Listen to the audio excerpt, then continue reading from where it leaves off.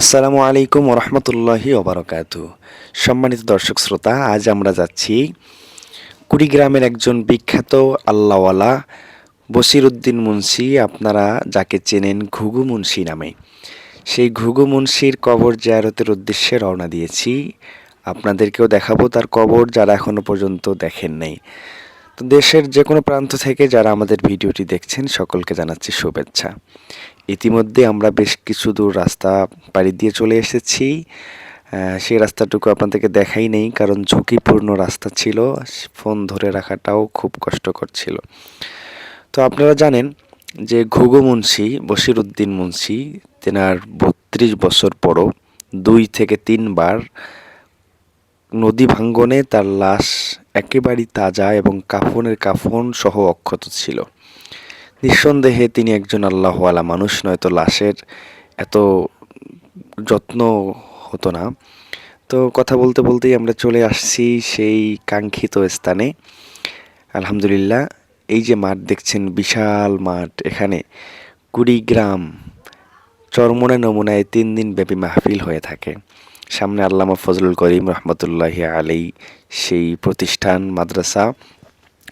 আমরা মাদ্রাসার গেটে চলে আসছি। আপনারা দেখছেন যে ছাত্র ভাইয়েরা খুব মনোযোগ সহকারে পড়ছে, এবং এই যে দূর থেকে যেই গাছটি দেখছেন, ওই গাছটি হচ্ছে ঘুঘু মুন্সি রহমতুল্লাহি আলাই এর কবরের উপরে। আমরা একটু কাছে গিয়ে আপনাদেরকে কবরটা দেখানোর চেষ্টা করি। এই যে আপনারা দেখছেন, এটা হচ্ছে ঘুঘু মুন্সি রহমতুল্লাহি আলাই এর কবর। এখানে তিনি শায়িত আছেন, এবং এর পাশে যেই বিশাল মাঠ দেখছেন, এই মাঠে প্রতিবার চরমোনায় নমুনায় ৩ দিন ব্যাপী বিশাল মাহফিল হয়ে থাকে। এটাকে দ্বিতীয় চরমোনাই বলা হয়। আর এই যে পুকুর দেখছেন, এই পুকুরটা, এটা বিশাল এক মসজিদ করার উদ্যোগ নিয়েছে কর্তৃপক্ষ। এই মাদ্রাসার কাজ চলছে। আপনাদের আশেপাশে যারা আছেন, আপনারা এই মাদ্রাসায় আপনাদের ছেলে মেয়েকে পড়াতে পারেন।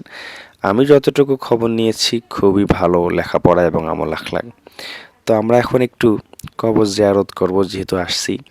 তার রুহের মাগফিরাতের উদ্দেশ্যে আমরা কিছু পড়ব এবং আল্লাহ তাআলার কাছে দোয়া করব।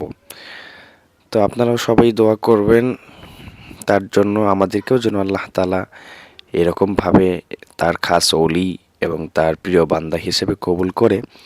আমরা এখন একটু জিয়ারত করব, এরপরেই ভিডিওটি শেষ হবে ইনশাআল্লাহ। আপনারা ভালো থাকবেন, দোয়া চাই, দোয়া করবেন। আমরা এখন ভিডিও কেটে একটু কবর জিয়ারত করব, দোয়া পড়ব।